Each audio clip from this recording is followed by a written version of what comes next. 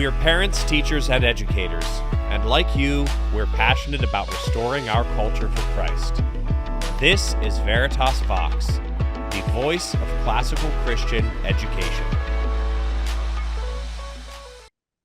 Hello again. Thank you for joining us for another episode of Veritas Vox, the voice of classical Christian education. Today we have with us none other than one of our veteran teachers for our online school, Veritas Scholars Academy. Her name is Hettie Weber. Hettie, welcome. Thank you. Thank you. I'm glad to be here. Thanks for this opportunity, Marlon. You are, it's so nice to have you here. Hettie lives in Colonial Williamsburg, and I understand your husband is retired Navy. Tell us a little bit about yourself growing up, your family, educational background and career, and that sort of thing. Okay, great. Thanks. I grew up in San Antonio, Texas, which is a wonderful city full of culture and history and delicious food. So grew up in a great food environment with a very loving family, and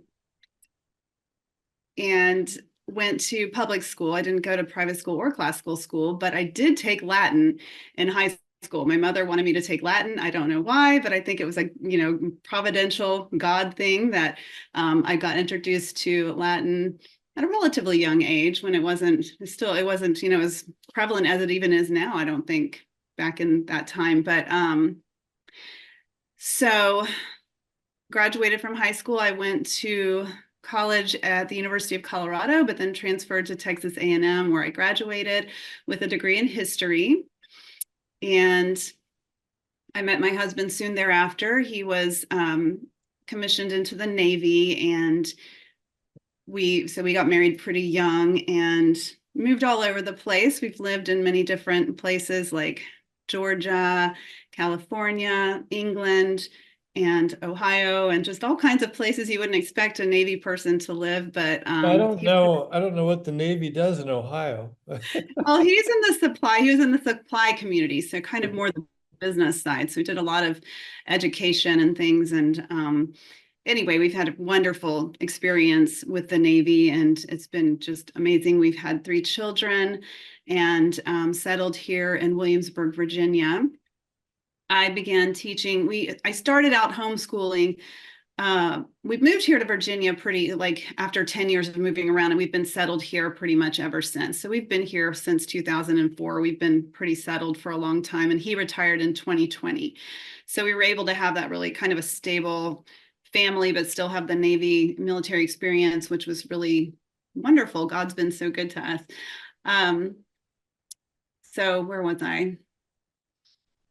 Well, you said your husband retired. We moved to Virginia in 2004, and I started kind of homeschooling. I didn't really know much about homeschooling, but I didn't want to put our children in. I didn't know how many more times we were going to move, so I didn't want to keep putting them in and out of different schools. So I started homeschooling, and I'm sorry to say I was not good at homeschooling my children myself at home.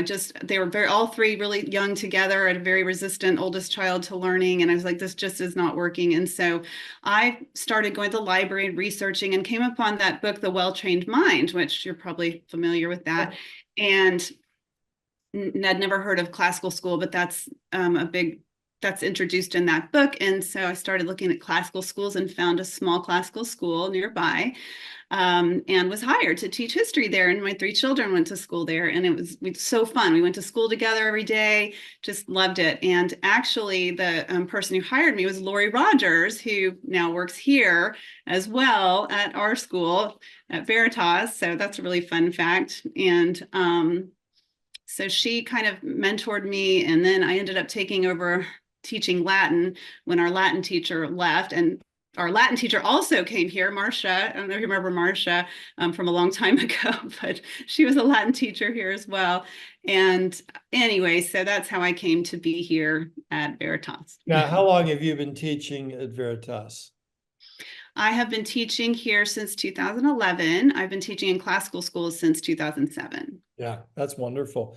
So you have seen a lot of the growth. And of course, I would guess in 2011, did we have maybe 40 or 50 teachers?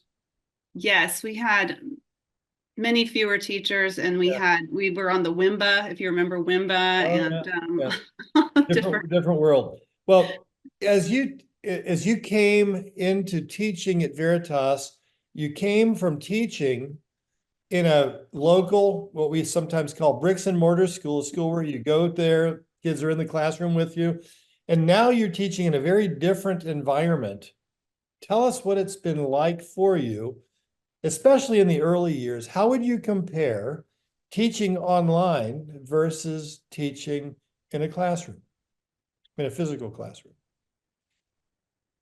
The commute is great, obviously. The commute's amazing. And you can actually worry about the top half of your clothing when you go to work. You can usually. As long as you're careful. As long as you're careful about not standing over. No, I'm teasing about that. But so let me think back in the early times. So it's so funny. First of all, my first year, I was still teaching at Calvary Classical School, and then I had picked up a couple of classes here at Veritas Scholars Academy. And so because my kids were in school there, I would teach in my car sometimes originally, because we didn't have the big webcam. We didn't do webcams as much back then. So I would teach in my car. I could go to McDonald's and find the Wi-Fi and teach in my car. And so I found it to be very freeing in that way. And I could be where I needed to be. And then the students have just always been so wonderful, and the parents here, which they're great in other schools too, but I have found that the culture at our school is just very positive all the, and even with students maybe or families who struggle, I feel like there's always a way to bring out a positive end result. And so I don't really know exactly why that is. Maybe it's just our school culture, but I just find it's always very, I'm not anxious here. I don't have any problems with my students' behavior or anything like that. And so that's one thing. Just me personally, I feel much more calm working online myself. And then I just feel also that I'm able to monitor my students' progress easier online, and we use a lot of polling so I can see where they're at, and I can almost get to know them better in a way. Yeah. What would you say are some of the myths that you've heard people say about online education that you can dispel for us? Myths about online education. For example, you just said that there's a sense in which you can monitor student progress better online than you can in person. What other things like that might people think we just can't do that if you're online, that you really can, and people don't realize because if they haven't experienced it? Okay, so maybe I think I hear a lot about socialization with students, of course, like not knowing each other. And I find these students, I know I teach young children, I teach third, fourth, fifth grade, but they are extremely, for the most part, well-adjusted and outgoing and very socialized. They love talking to each other. They love sharing their interest. I have lots of interest in Legos and different book series and little toys I've never heard of that they'll show me. And so I do make an effort, and particularly in my classes, to give a little bit of social time, not a lot, but maybe just at the very beginning or the very end of, hey, tell me what's going on at home, or what'd you do over the weekend? And certain ones love to share. And so we have that aspect. And then also just hearing from them, just that the things that they do, they're all very, very busy, and maybe not busy is the wrong word, but very involved in different activities, and they have good, happy lives.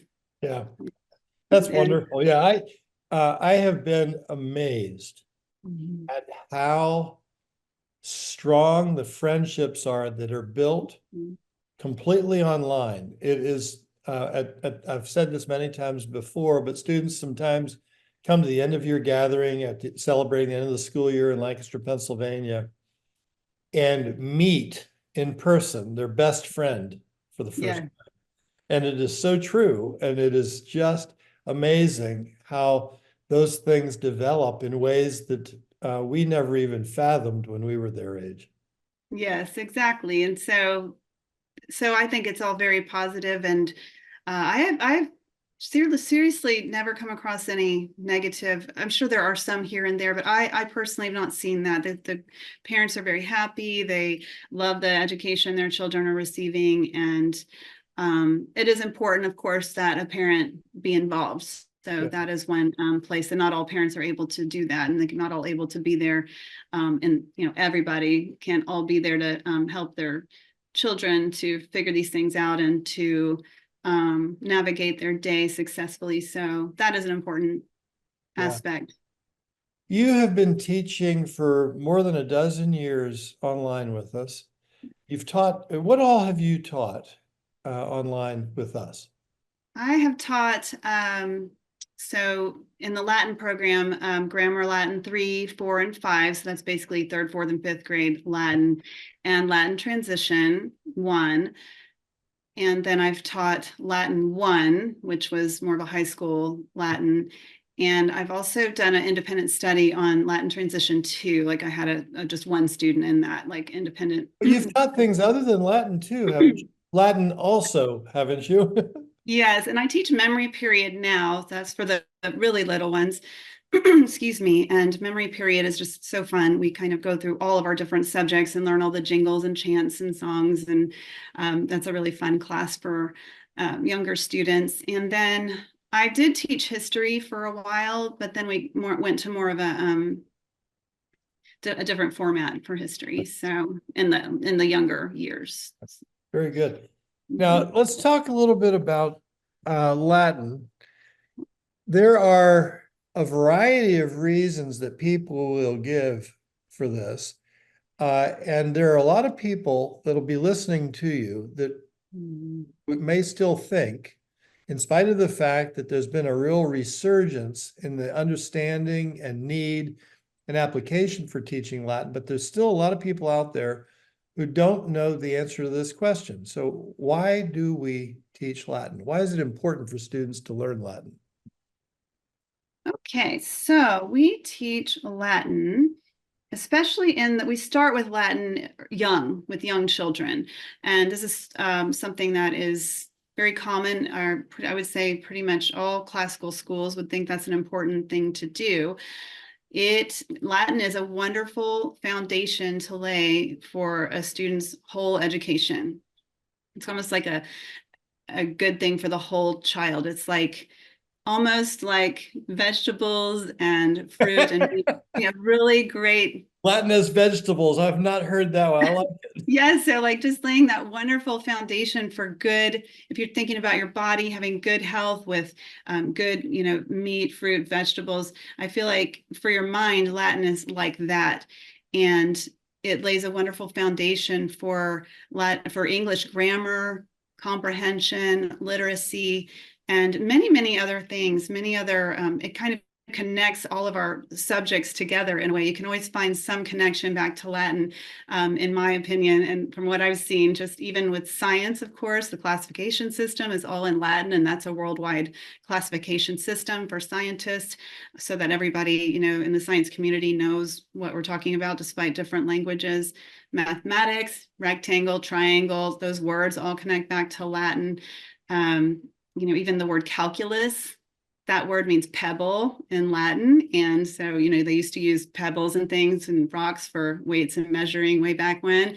And so I can find connections pretty much in any subject back to Latin. And so there really is also just really at the very base of things, there's no better way of learning English grammar than learning Latin. Yeah. You've covered a lot of different things. One of the things when people I might get a little carried away. That's really good. You've given a lot of places that we could go with this. But one of the things that I have said that really has resonated with me for the time that I've been involved in classical education, which is now over 30 years. But it's the idea that Latin is a tool of leverage for mastering language, and learning language, mastering language is one of the most significant things that we do in education. If we have mastered language, we are prepared in a lot of different ways to do a lot of different things. It's essential for an Yeah. educated person to have mastered language, and Latin makes it easier to do. Does that resonate with you as well? It definitely does. I think back, you just reminded me of my mom once. Now, this has a different connection to a different language, but she learned a different language in her older years. It wasn't Latin, it was a different language, but she didn't realize until she was studying that language how much she didn't know about English grammar. So Latin, since it doesn't change, it's so comforting. It doesn't change. So much in our world changes all the time, but Latin is eternal. People love to say Latin is dead. Latin is eternal. It doesn't change. It's very solid, and yet it's very influential over our, our culture, our history, our language. And so what better way to kind of solidify, what we know than learning Latin, in my opinion. Did I answer your question, or I just totally go you into did. it? There are those out there, and they tend to be people who are not, well, let me not say that. How would you address the mother or the family that says, well, I'm going to teach my children Spanish instead of Latin in grammar school. That way they'll be able to speak two languages, and they'll have the practical aspect of conversational elements and communication because of Spanish. What would you say to them if they decided that they were going to choose Spanish for those reasons rather than Latin as an additional language, so to speak? I would say that even 1 year or 2 years of Latin would help them learn Spanish so much better, because Latin is the mother of Spanish and French and Portuguese and Romanian, and did I say the Romanian? Wait, Spanish, Portuguese, French, Romanian. What am I forgetting? There's another one. Anyway, Italian, of course, Italian. Rome, after all. So they would learn those languages so much better. Latin also gives a wonderful foundation for learning other languages, because it's such a building blocks method of doing things. And so, and for children, it's much easier to learn Latin, to be honest, because Spanish is still changing and evolving. And which Spanish are you going to teach? Spanish from Spain, Spanish from, which one? There's so many different dialects and varieties. Isn't it also true that it's really misunderstanding the reason for Latin? When you started out talking about Latin, you talked about how it connects to the sciences and how it connects. It has cultural context, it has literary context, it has all these kinds of things. And if we're learning to speak Spanish, we're learning it primarily to be able to converse in Spanish. Right. That's it. Yes. It's a good thing, but it's not nearly as core as what Latin does to shaping the brain, our thinking, all these things. It's really confusing the issue in my thinking, that we're learning Latin for a very different reason than simply learning a second language. Very, exactly. Because another thing, like to build on that, is when you're learning Latin, like say we learn, I don't know, let me think of a word here. Let's learn pater, which means father. The word pater in Latin means father. And so you can think all the way already about different derivatives, English words that would relate back to pater, like paternal. The word patria means country or fatherland. So you can see the relationship between fatherland and father. So patriotic, patriotism, all of these words in English have their roots in Latin. So when you go to learn Spanish after you've learned Latin, you're going to see some similar connections in Spanish. But Spanish, again, you're going to learn in Latin very simple grammar to build on as well. For example, amo, amas, amat. That's the word that means I love. So amo, amas, amat, amamos, amatis, amant. That is the conjugation of the word I love. And that will teach a student first, second, third person, singular, plural, and present tense. So they're going to learn all of those grammar terms and all of those things just from learning one chant, which is fun. Students love to chant and sing. And I won't sing for you, but there's a song that goes with that. So. Trust me, I know. I'm sure you do. Yeah, I do. It is truly amazing what learning Latin does in terms of vocabulary.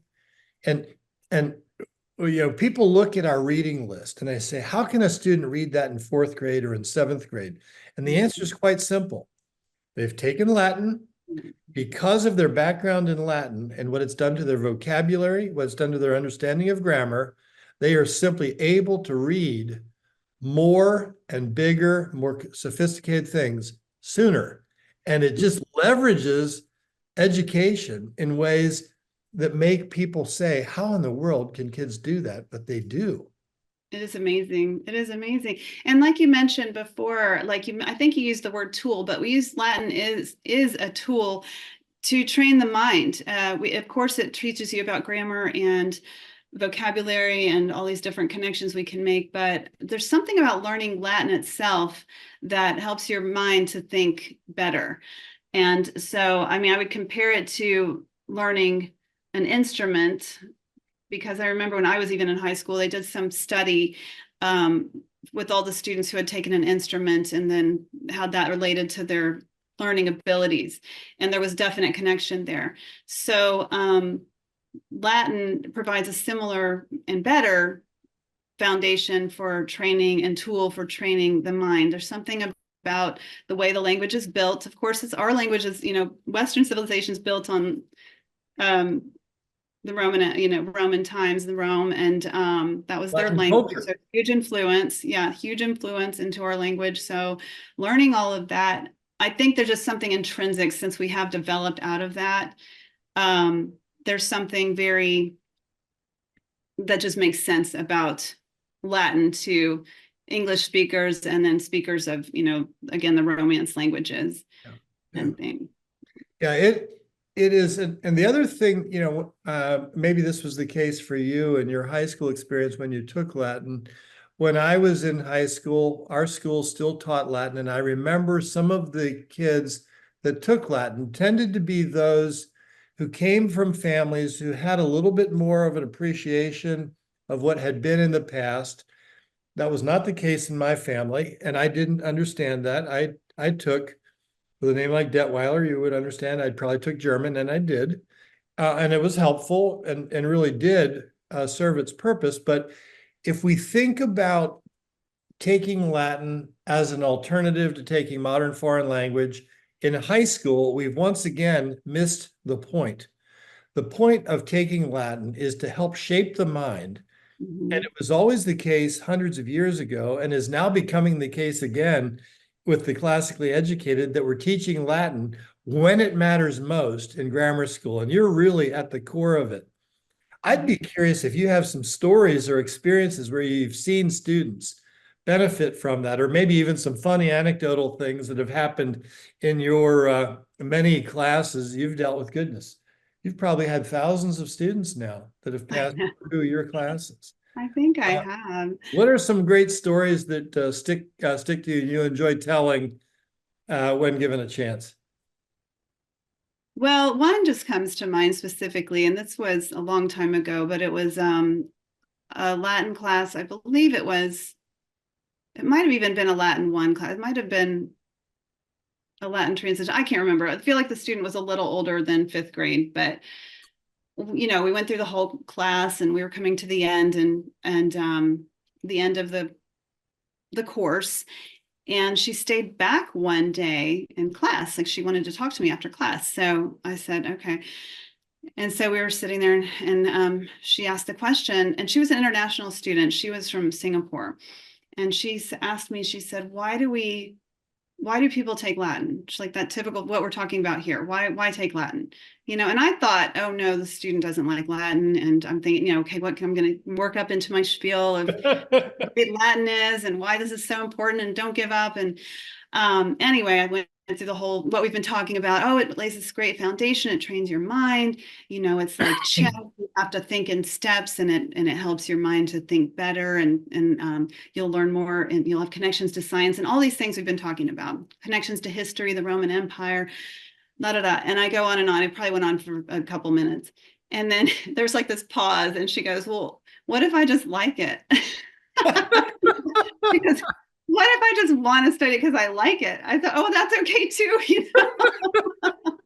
So that's my Oh, that's favorite. great. That's great. Yeah, she goes, I was like, that's okay too. So that's another thing I just wanted to point out to any parent who is hesitant is that it's not just some arduous, terrible thing you're having to learn. It's fun. It's enjoyable. The students, I don't have too many specific stories because most of my students are really young and they really when they get excited about something, they really want to talk about Legos and stuff. Legos is a big thing in my classes, or their pets, and they want to talk about their dogs and things like that. But they do just occasionally be like, that was so fun. And I'll be like we'll be parsing something like, what is the, I don't know, what is the tense and number and person of this verb? And we'll be parsing and they'll say, oh, that was so fun. I just love parsing. Or some of them just love making the connections to derivatives, like with the English words that come from Latin, and they love thinking of words. And sometimes I have one student who's particularly funny.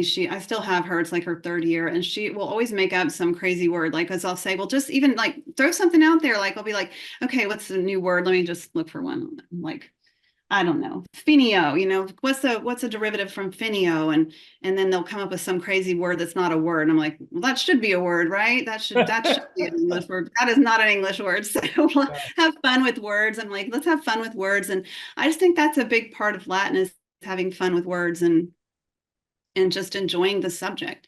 You've It should really be captured, enjoyable. you've really captured the grammar school student too, as we talk about grammar, logic, and rhetoric as stages of education as they develop. We think of the grammar school student as make it fun and make it interesting, and they'll enjoy it regardless of it. And you have captured that in your teaching. That's really cool. I interrupted you though. You were finishing another thought. That was no, you didn't interrupt me. No, I love that. And not, I've had my students who are maybe not as enthralled with Latin, but they're always the ones that are, and it's just really fun. And, I'll always try to get the other ones to find something about it that they can appreciate. I do make a big effort to remind my students that they're there for a purpose. It's purposeful.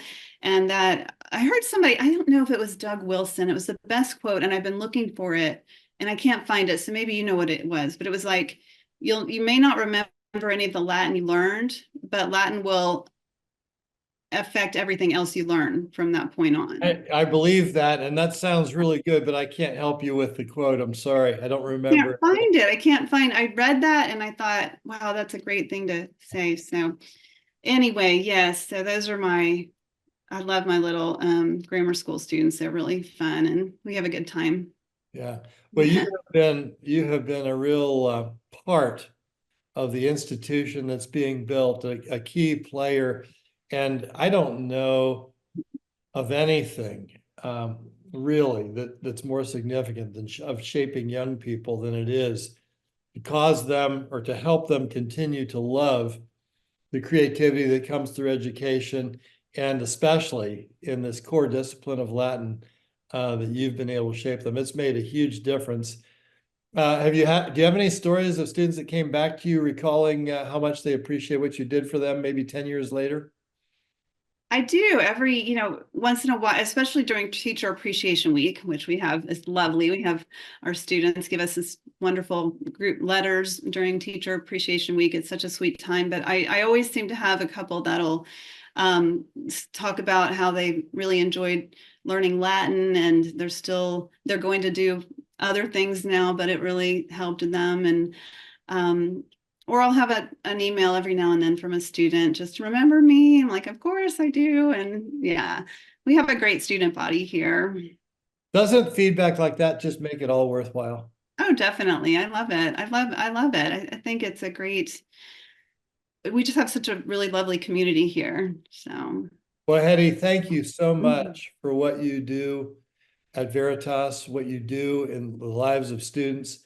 It is really thrilling to be able to work with you and to see the impact that you have on so many. Appreciate what you do. Oh, you're so kind. Thank you. I appreciate you too. Well, thanks. Folks, you have been with us talking Latin here at Veritas Vox, the voice of classical Christian education. Thank you for joining us.